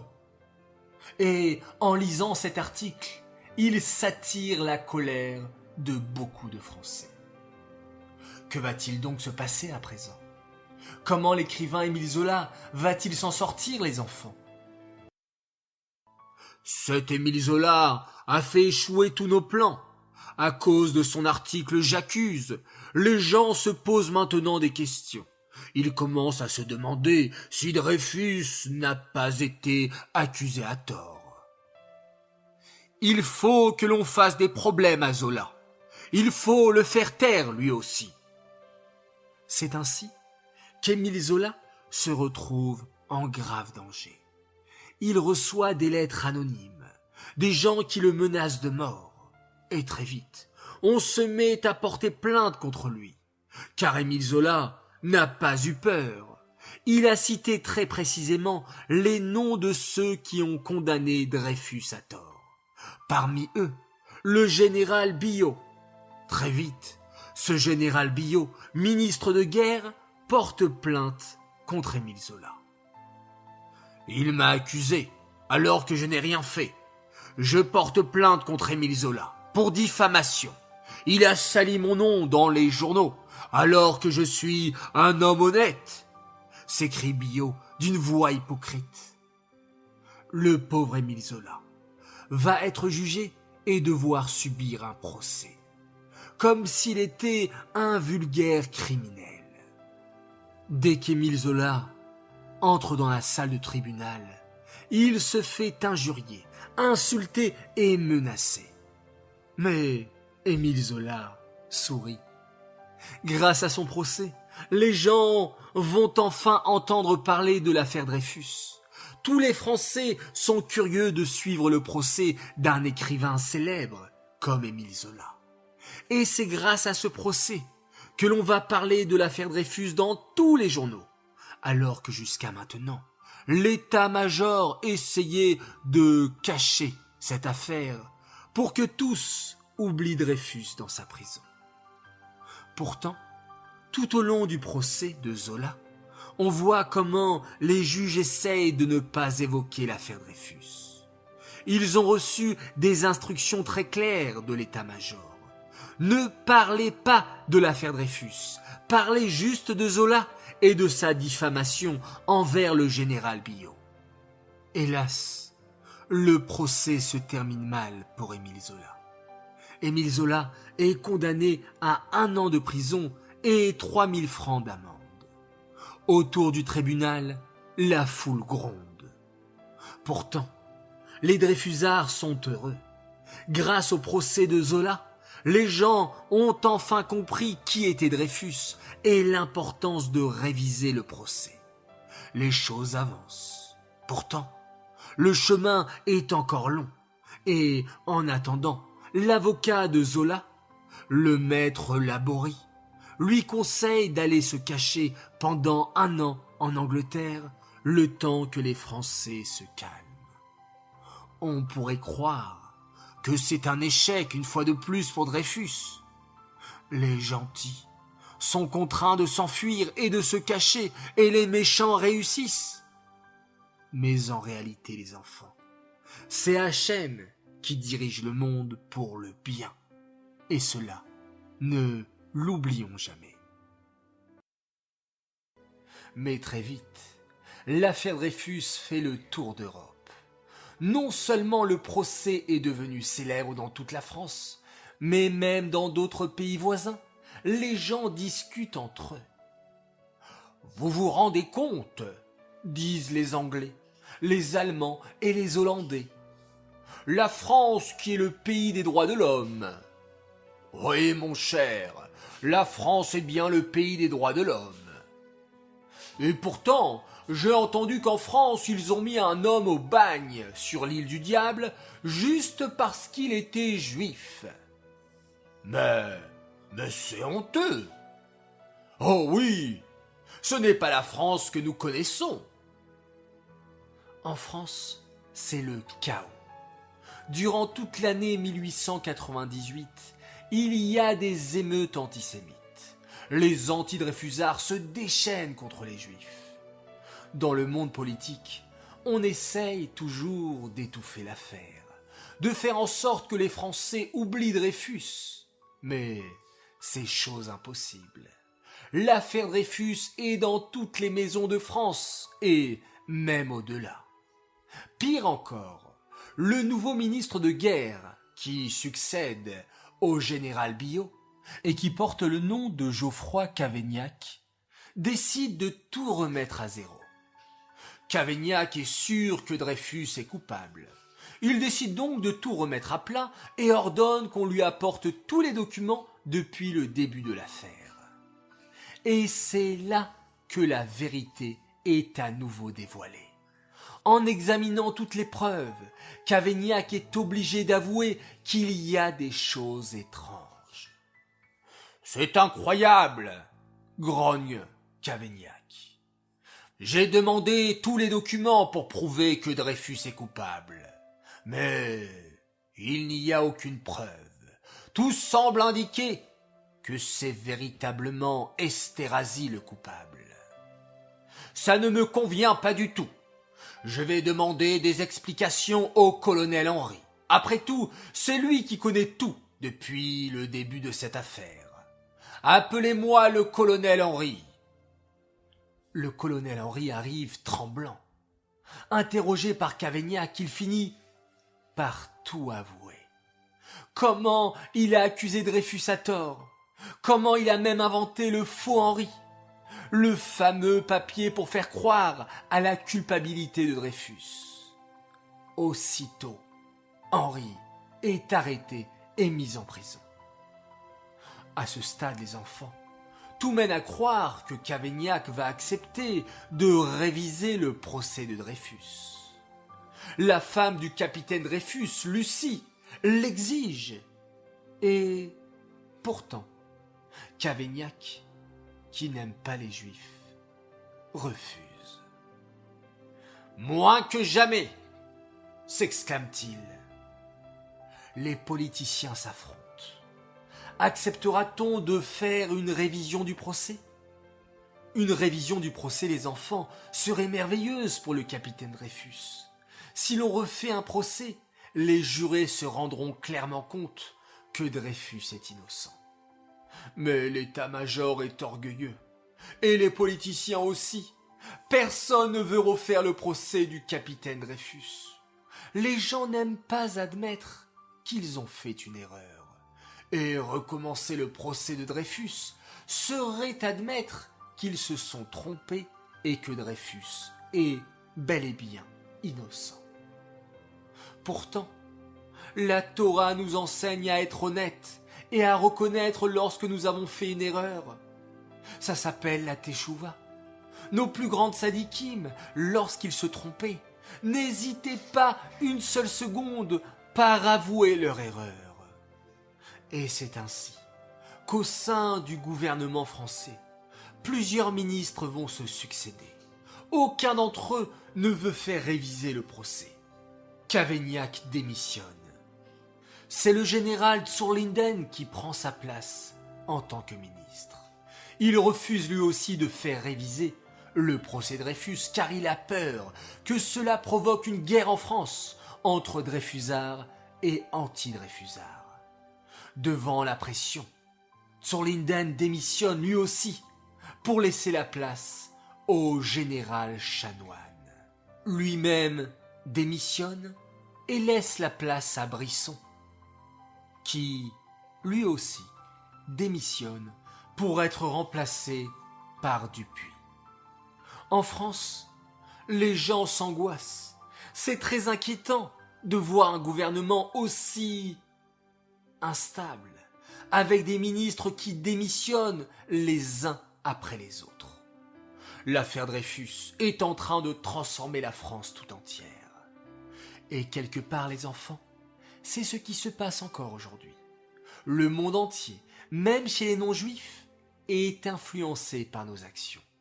La Torah nous raconte d'ailleurs que si les goïms se rendraient compte à quel point le monde tient sur la Torah et les mitzvot que l'on fait, ils posteraient 2 gardes à droite et à gauche de chaque juif pour veiller à ce que nous fassions bien la Torah et bien les mitzvot pour protéger le monde entier.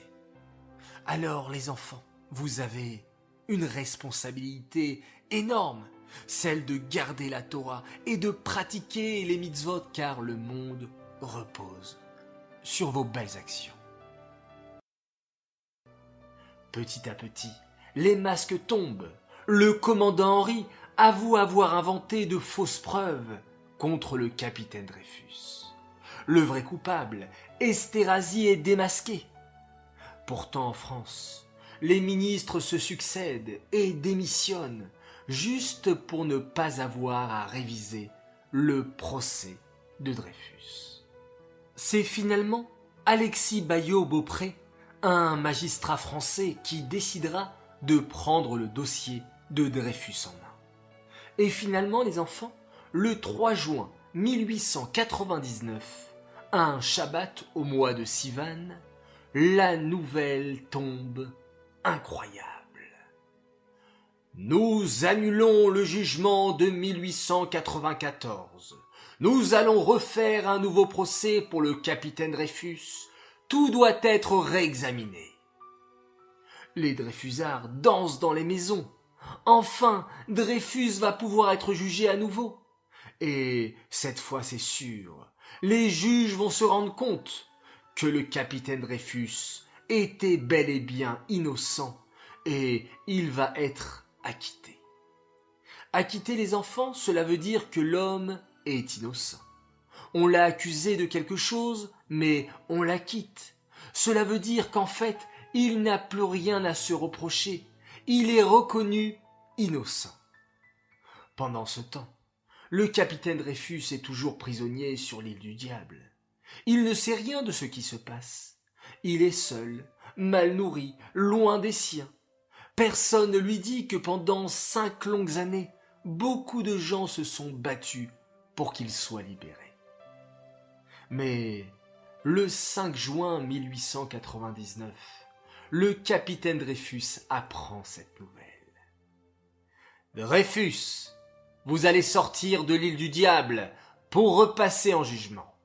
L'ancien procès de 1894 a été annulé. » Le capitaine Dreyfus est ému. Il va repasser en jugement. Il n'est pas encore libre, mais il espère pouvoir s'exprimer au 2e procès et dire tout ce qu'il a à dire pour montrer qu'il est innocent. Le 9 juin 1899, le capitaine Dreyfus quitte enfin l'île du Diable sur un bateau. Les voyages sont longs à l'époque. Il débarque sur le sol français le 30 juin. Le pauvre capitaine Dreyfus aurait aimé retrouver sa famille en France. Mais à peine débarqué, on l'enferme en prison à Rennes, une ville de France, en attendant son nouveau procès. Pendant ce temps, la France se déchaîne. C'est à nouveau la guerre entre Dreyfusards et anti-Dreyfusards. Les anti-Dreyfusards écrivent de nouveaux articles dans les journaux pour redire que Dreyfus est coupable. Puis arrive le jour du second procès, le 7 août 1899, qui tombera d'ailleurs le jour de Rosh-Chodesh-Elul, le mois durant lequel on se prépare au grand jour de Rosh Hashanah. Dreyfus est défendu par 2 avocats, Maître Desmanges et Maître Laborie.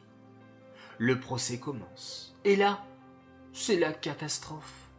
L'armée française ne veut pas admettre qu'elle a eu tort.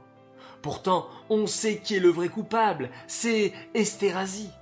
Mais l'armée française veut tout faire pour ne pas avouer qu'elle s'est trompée.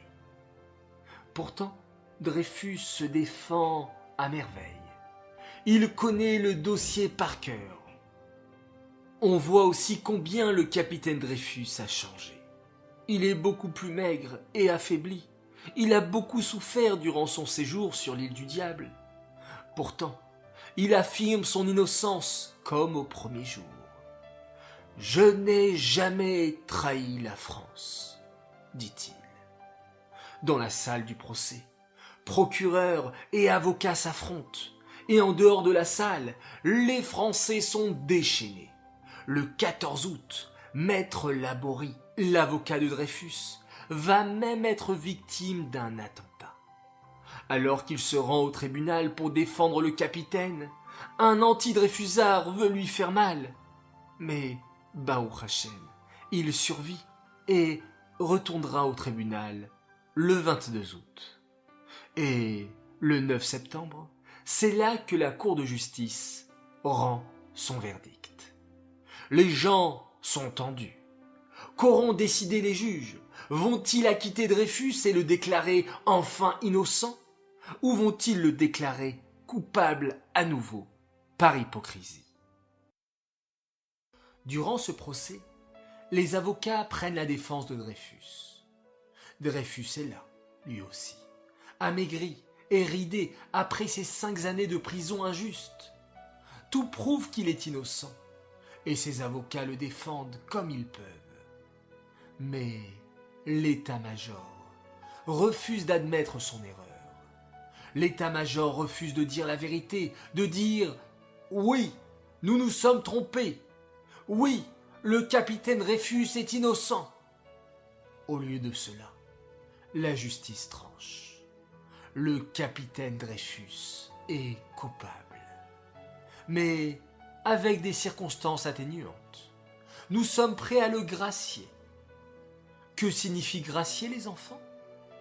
Cela signifie que l'État français est prêt à pardonner Dreyfus pour son crime de trahison. Mais le capitaine Dreyfus n'a rien fait, s'écrient les Dreyfusards. Qu'est-ce que cela veut dire, le gracier? On accorde la grâce à quelqu'un qui a fait un crime.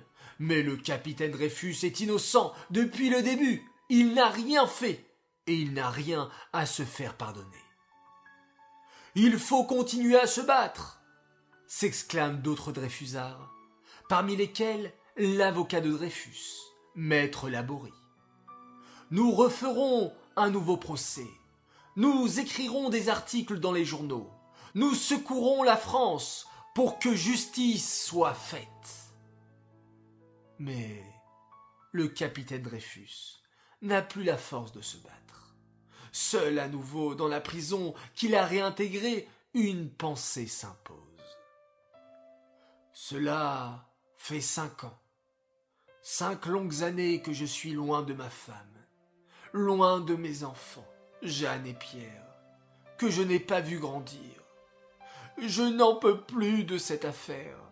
Je veux juste qu'on me libère et qu'on me laisse rentrer chez moi. Je vais accepter la grâce. Tant pis, si cela signifie pour eux que je suis coupable. Tout ce que je veux maintenant, c'est sortir d'ici et retrouver ma famille chérie qui me manque tant. Et c'est ainsi que le 19 septembre 1899, le capitaine Dreyfus accepte la grâce. Le 21 septembre 1899, 2 jours plus tard, le capitaine Dreyfus peut enfin retrouver les siens. Beaucoup de Dreyfusards, dans son propre camp, sont révoltés. « Oh, Le capitaine Dreyfus a accepté la grâce. Il n'aurait pas dû. Il aurait dû se battre pour prouver son innocence. Mais le capitaine Dreyfus a trop souffert. Tout ce dont il rêve, c'est retrouver une vie normale avec sa famille. La France aussi est heureuse de cette décision. Enfin, cette affaire Dreyfus est terminée. Elle n'avait que trop longtemps duré. 5 ans que les Français se battent à cause de l'affaire Dreyfus. Peu nous importe qu'il soit coupable ou innocent, ou même gracié. Au moins, la vie normale reprendra son cours. Mais, en dehors de la France, dans de nombreuses capitales étrangères, notamment à Londres, en Angleterre et en Italie, il y a des manifestations. Honte à la France! Ils n'ont pas admis leur erreur. Ils n'ont pas reconnu que le pauvre Dreyfus est innocent. Honte à la France! Dreyfus reprend, quant à lui, sa vie normale. Aux yeux de la justice, il est toujours coupable, mais a juste été gracié, pardonné par l'État français. Ce sera seulement en 1906, 7 ans après les faits, qu'Alfred Dreyfus sera vraiment réhabilité, c'est-à-dire reconnu innocent. Dans cet intervalle, le plus fervent défenseur de Dreyfus, l'écrivain Émile Zola, qui avait rédigé l'article courageux « J'accuse » pour défendre Dreyfus, mourra en 1902, chez lui, dans d'étranges circonstances. Beaucoup d'historiens pensent encore à l'heure d'aujourd'hui que Émile Zola n'est pas mort d'une mort naturelle, mais tué par un anti-dreyfusard qui lui en voulait d'avoir défendu un capitaine juif.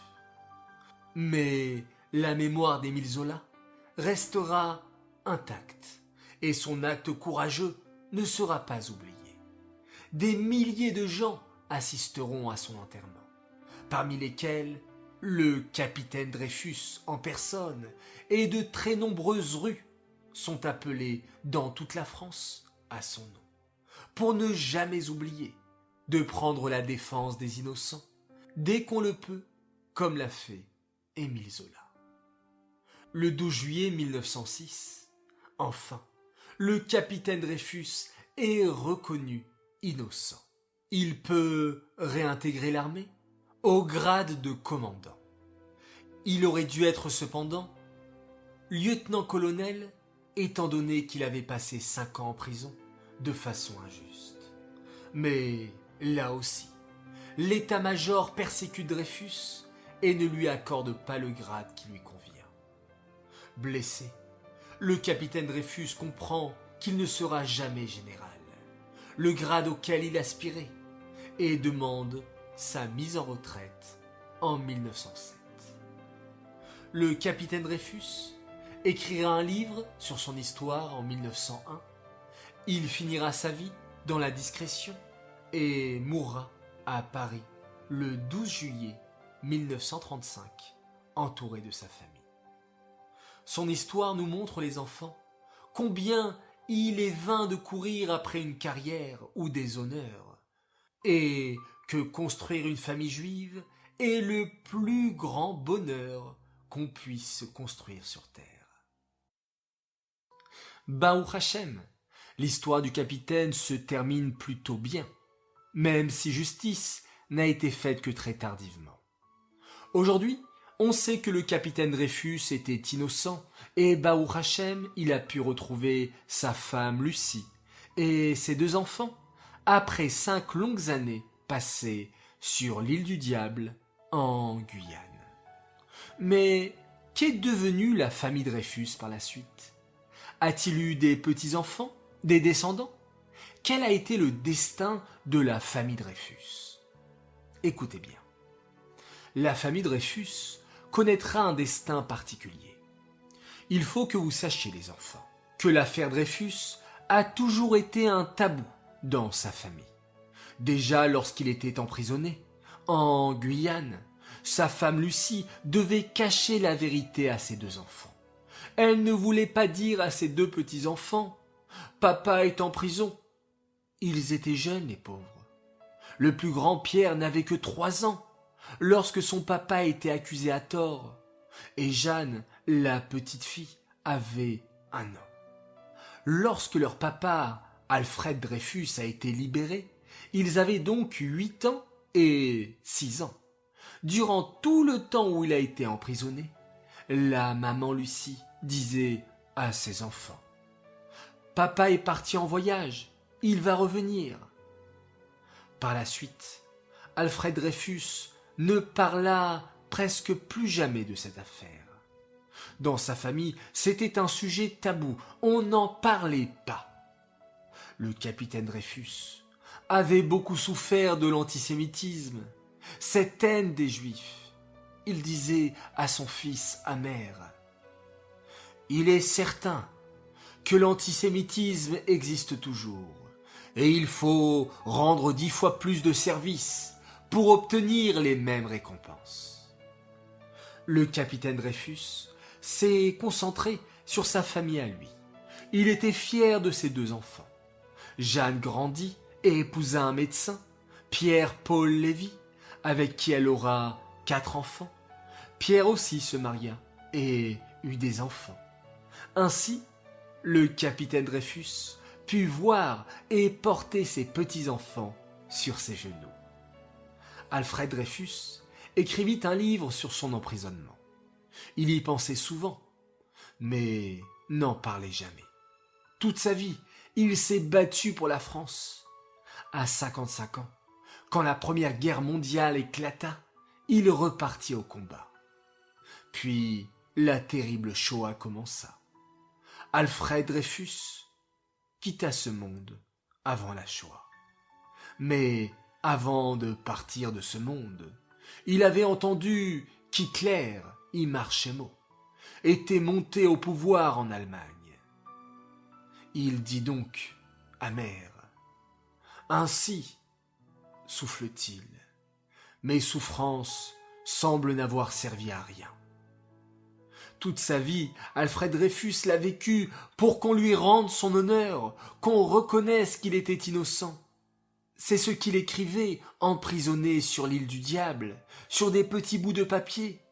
Je ne veux qu'une chose, dont je rêve nuit et jour, c'est qu'on me rende mon honneur. La Deuxième Guerre mondiale commença, et avec elle, la terrible traque des Juifs. Alfred Dreyfus n'était donc plus de ce monde, mais sa femme Lucie dut se cacher pendant la guerre, dans un couvent, et prendre un faux nom, Dutheil. Elle survécut à la guerre. Le capitaine Dreyfus a laissé de nombreux descendants. Certains d'entre eux sont banquiers, médecins, mais ce n'est pas cela l'important. Le plus important, les enfants, c'est ce qu'on laisse après nous. Une famille juive sur le chemin de la Torah et des mitzvot. Hélas, le capitaine Dreyfus a parmi ses descendants des petits-enfants qui ne sont plus juifs. Mais d'autres, Baruch Hashem, sont restés dans la Torah, et certains d'entre eux vivent même en Eretz Israël. L'une d'entre elles se nomme Yael Perel. Il y a quelques années, il a été organisé une rencontre très émouvante entre Yael Perel, l'arrière-petite-fille du capitaine Dreyfus, et Martine Leblond-Zola, l'arrière-petite-fille d'Émile Zola, l'écrivain qui avait défendu avec tant de courage le capitaine dans son article « J'accuse ». Et un petit-neveu de Dreyfus, Yves Dutheil, a également écrit et chanté une très belle chanson sur le capitaine Dreyfus. L'essentiel à retenir, les enfants, de cette puissante histoire, c'est d'avoir toujours la Emouna en Hachem et de ne jamais se décourager. Alfred Dreyfus s'est battu pour prouver qu'il était innocent et tant de gens courageux l'ont aidé. Aujourd'hui, plusieurs membres de sa famille vivent en Eretz Israël et c'est cela l'essentiel. Non pas la gloire, ni les honneurs, ni les titres, mais tout simplement fonder une merveilleuse famille juive qui restera dans le chemin de la Torah et des mitzvot.